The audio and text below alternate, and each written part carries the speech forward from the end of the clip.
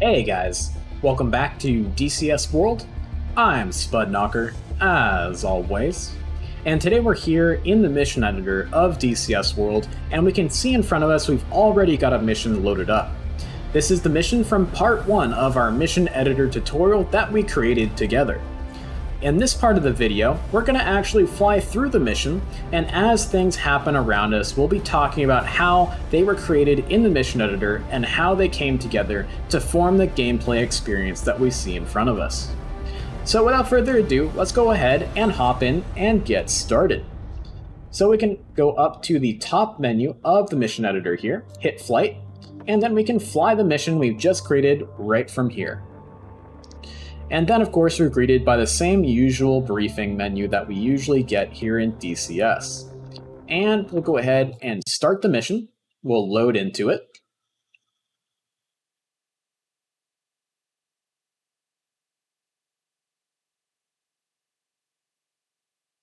And we'll click fly. And as we can see, by going to the F2 view, we're spawned directly into the shelter that we had our aircraft spawn into in the mission editor. And we can see that our AI wingman is right here on our right in the shelter, just to our right hand side. We can see that the mission also conformed to the rule that we set of wanting to do a hot start rather than a cold start. So that'll save us a little bit of time as we go through this mission. Let's go through the cockpit and make sure that we are ready to go. IFF is on.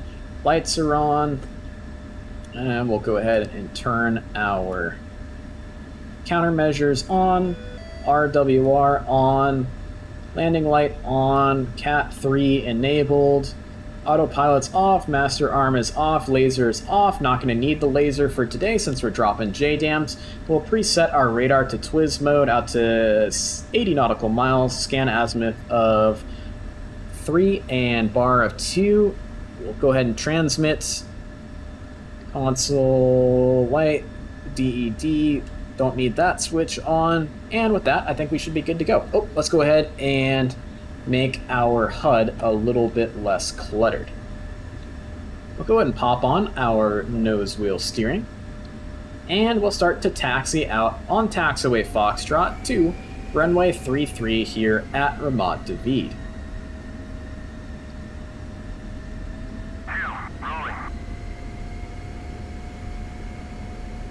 I'll turn up the volume a little bit.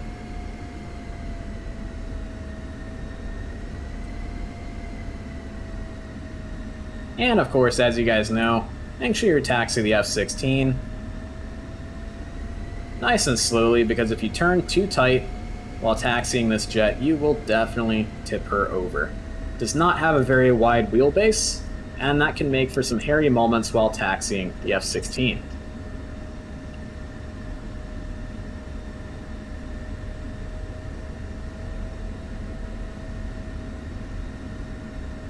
Let's see, our wingman's following us, which is awesome.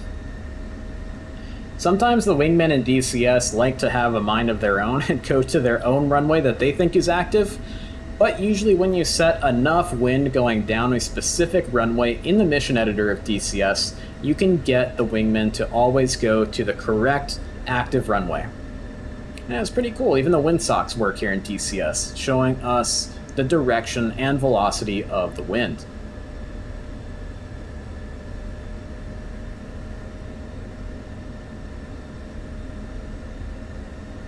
And we'll just follow center line on out onto runway 33. Hopefully our wingman takes the same runway.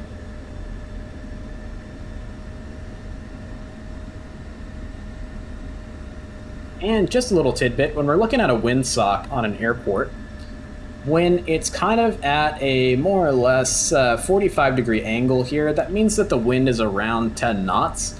If it's drooped lower than 45 degrees, it's usually around 5 knots. Then if it's at full mast, it's usually 15 knots or above with this type of windsock. I guess the kind of segmented windsocks are not yet modeled in DCS. And cool, looks like our wingman is obeying the correct runway. So that is fantastic. And we'll go ahead and click off our nose wheel steering. and we'll take off.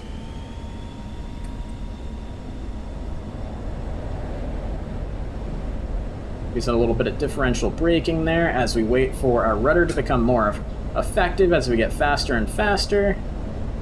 Oop, not the best takeoff in the world from Spud today. Gentle rotation up off of the runway. Gears coming up. And out of burner.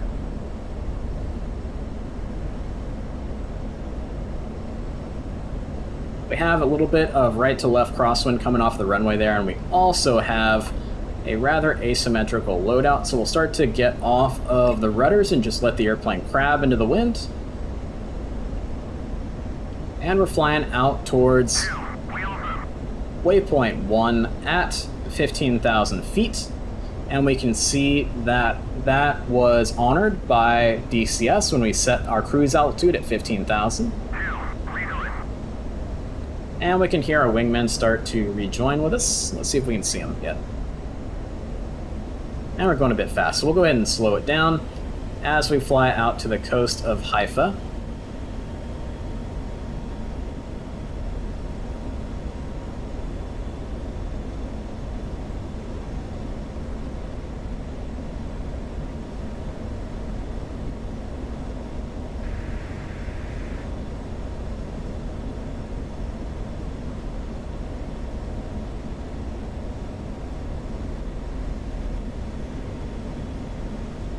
And if we look on the F10 map, we can see all the different units that we already set in the mission out there, ready for us to engage.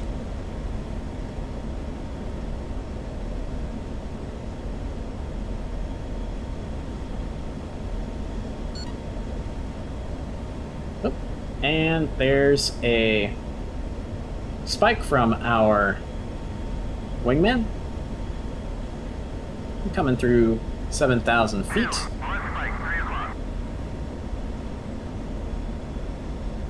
I guess I should say nails rather than spike. Nails is when you see it on your RWR, but they are not yet locking you up. I'll start to make a gentle turn out around here. And we'll see how our wingman's doing. Okay, he's ready. He's getting ready to join us. Perfect. So far, DCS World is acting nicely and is following all of our instructions that we gave it in the mission editor.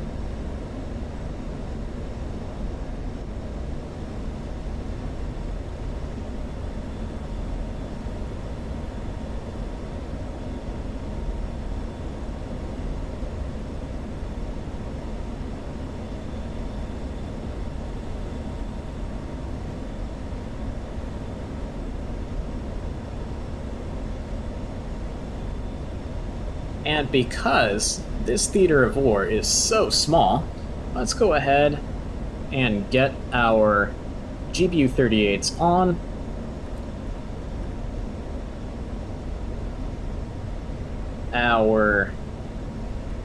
Place our Flickus with a weapon page.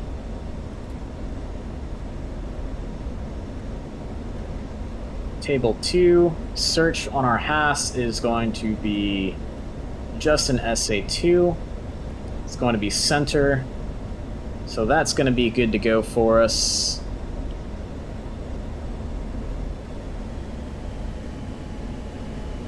And our wingman is saddled in a good combat spread. Perfect. Go back to our HSD.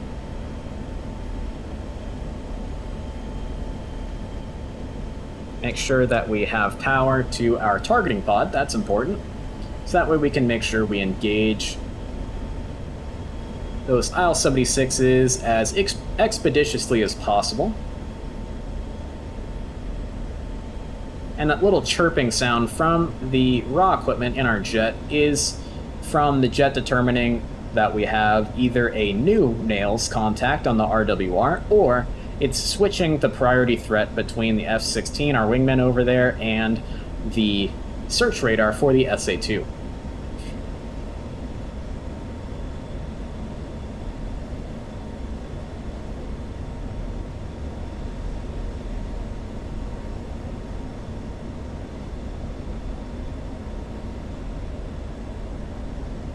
Alright, looks like our Link 16 is working fighter to fighter, so that's fantastic.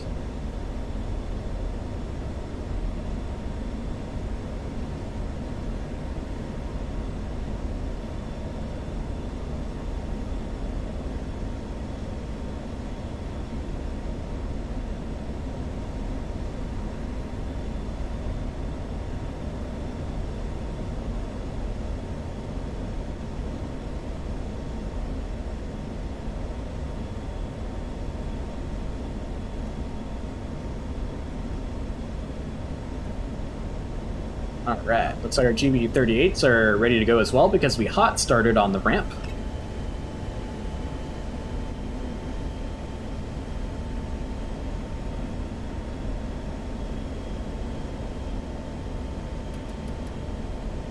Centerline fuel tank still has gas. And we're getting a beam, the Sea of Galilee, so that's going to mean we're going to do our fence checks and master arm on. Raw equipment's on, master arm's on, not going to need the laser. Let's check the targeting pod. Targeting pod's good, fantastic. Everything is working as advertised in our F-16.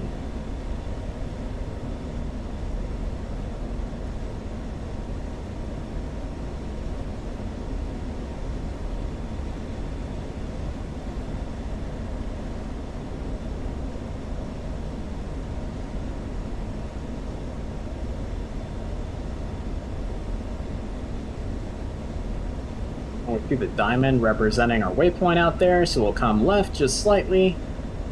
And it's represented right at our cruising altitude of 15,000. We've just adjusted that slightly to be underneath the cloud cover here.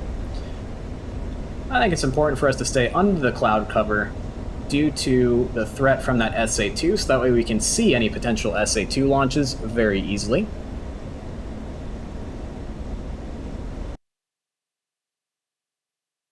And we should be getting close to the point where those MiG-21s will also spawn for us to be engaged by.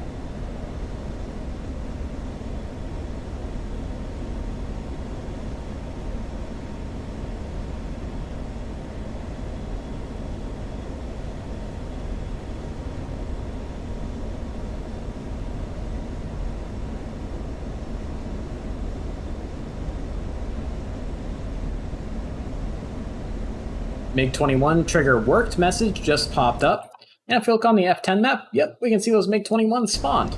That is awesome. And if we had an AWACS in the mission, he would start giving us bra calls for those contacts. So let's go ahead and go to air mode. Make sure we got our AIM-120 selected.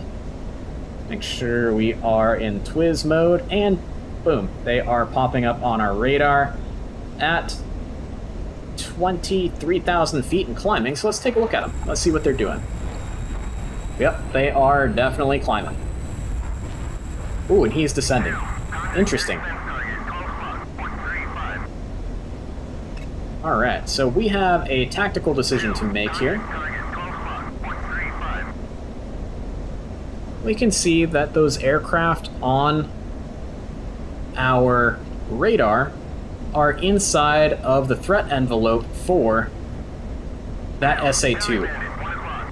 So I think what we should do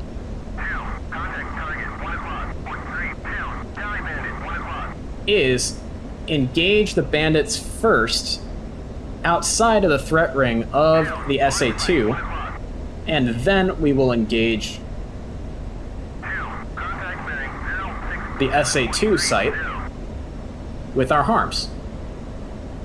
Alright, there's the high guy. And we'll be very careful to make sure we stay outside of the threat ring from our SA-2. So we'll pause it for just a moment. So something that's really interesting here to me, I guess maybe I misread the closure speed between our MiG-21s and myself here, but it seems like they got a lot closer and right on top of Damascus International a lot earlier than I thought they would, which is not a problem. Just keeps in mind that sweet spot of spawning aircraft further away from you, between that 40 and 60 nautical miles. Maybe go for more towards the 60 nautical miles or even out to 80 nautical miles rather than closer. So just so you guys know for your own mission creation needs in the future. And here's that MiG-21, that first one. And Fox 3 on the first guy. And let's see if we can queue up this second guy for a missile shot.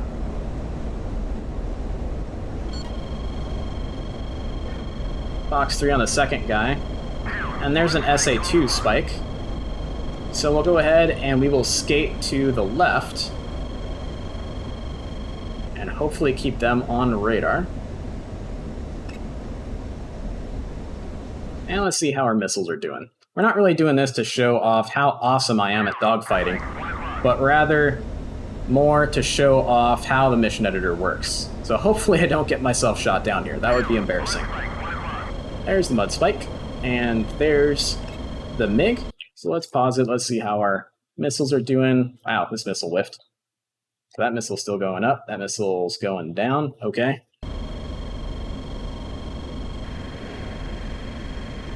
Alright, now we've got this MiG visually. So I'm starting to get myself into a sticky situation here where I've got...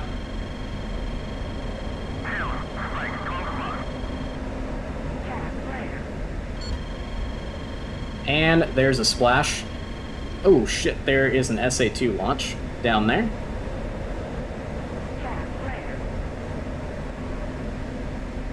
So we can pause it, and as you guys are flying through these little scenarios as you come up with them, you can always pause it, always look at what's happening on the map as you're flying through it. And that's exactly what I did to learn how DCS works and learn how to fly through a mission without getting yourself shot down. So what we just learned here is it looks like I did in fact splash both of those MiGs. It seemed like maybe my two original AMRAAMs that I fired went for the trailer instead of one for the leader and one for the trailer, and they both went after the trailer. So we got the wingman, and then we just shot the leader down with that third AMRAAM that we fired. And it's a good lesson because it shows us that we can't always rely on every single missile that we fire to get a kill. We're probably going to have to fire 2, maybe even 3 missiles per kill. Alright, so my wingman jettisoned his weapons. He did not. That's awesome. So what we'll do is we will get back to air-to-ground mode. And yep, that's the SA-2. That's to be expected. And we will disregard our IP point and we'll go directly to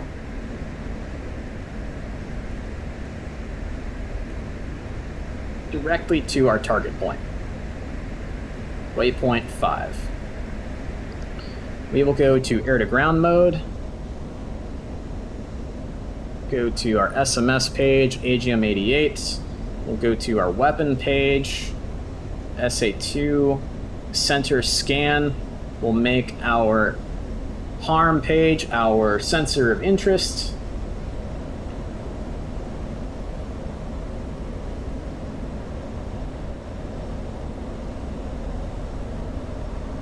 And we'll come around towards our target point because we know that is more or less where that SA-2 is going to be present.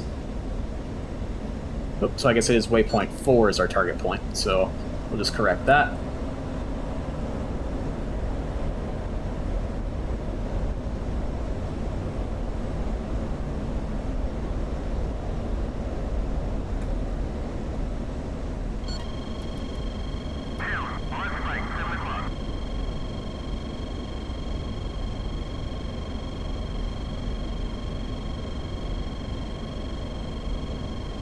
Alright, there we go. We'll give ourselves a little airspeed. We're currently 18 miles away, and Magnum on the SA-2. And there's an SA-2 launch on us. So we'll start to head defensive. We'll pump out some chaff. The radar is in our raw blind spot. And we can see the SA-2 launch down there. And if we pause it, we can see two SA-2s that were launched, and then our harm right over here. And it looks like the harm is going to be able to reach out and touch them, so that's awesome. And we'll keep kind of flying defensively. Flight, engage, air defenses.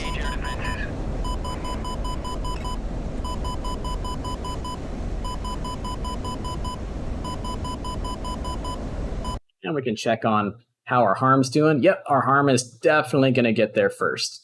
Those harms fly real fast. That is for sure. He's flying 1,000 knots of true airspeed. These guys are also going 1,000 knots of true airspeed. So hopefully we'll be able to get out of their way.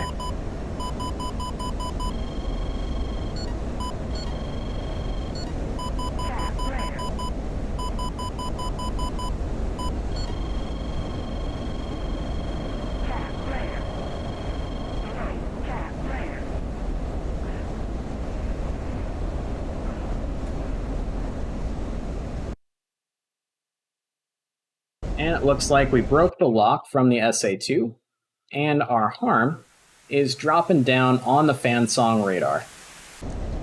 Make sure we're not going to crash. And here comes our harm. And boom. No more fan song radar. So we should be safe to go ahead and fly in and drop our JDAMs on our IL-76s.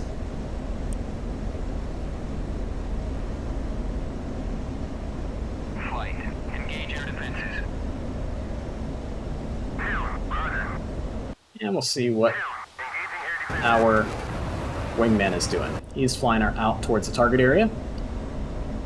We will go ahead and go to our SMS. We'll select our GBU-38s. And we'll go to our TGP.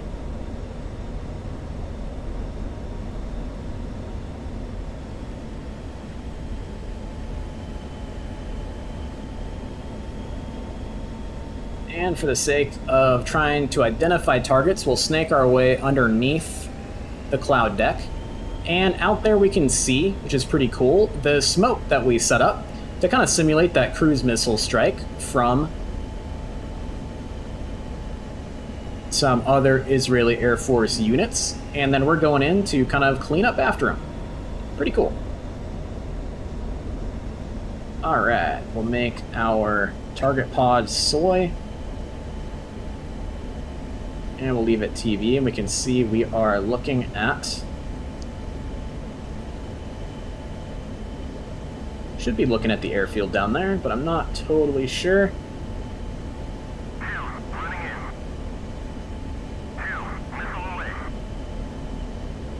Alright, looks like our wingman is engaging targets with his AGM-88, which is awesome. And we'll try to figure out where exactly we're looking down here. It looks like our waypoint drifted a bit, so we'll use our HUD to bring it back towards our target area.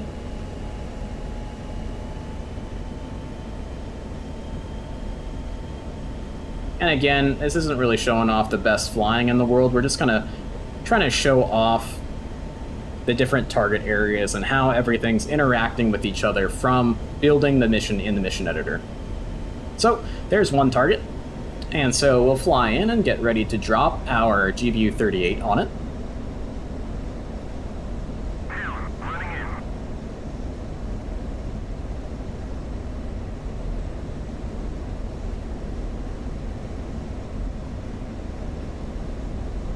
And there goes one weapon. And two weapons away. And that should be two good kills on a couple of bad guy IL-78s down there, or 76s that is.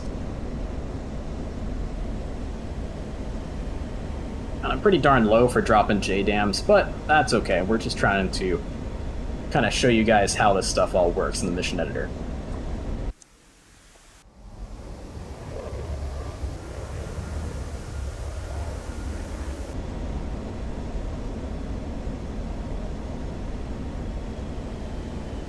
Oh shit, there's the AAA that we set up down there. We got to be careful of that. And there's one hit from a GBU-38 on one of those IL-78s down there. And there should be a second one, and there it is. Cool. So we saw that the AAA is definitely doing their job down there as well, and not wanting us to engage targets with our bombs. So I hope that kind of gave you guys a good idea of, through both parts of this video, of what it looks like to create a relatively simple scenario with the DCS World Mission Editor, and then going through it from a gameplay perspective in your jet of choice, in this case an F-16. If you guys have any more questions or want to see anything more specific about the Mission Editor, or want to go into more granular detail about anything that we covered in this two-part series, please let me know in the comment section down below. And I hope you guys enjoyed this video. Please give it a like and a subscribe, and we will see you in the next one. So please fly safe, guys, and stay healthy out there. I won't bore you guys with me flying back to Ramat David and landing, because you guys know how that's gonna go. So we'll see you in the next one. Bye, guys.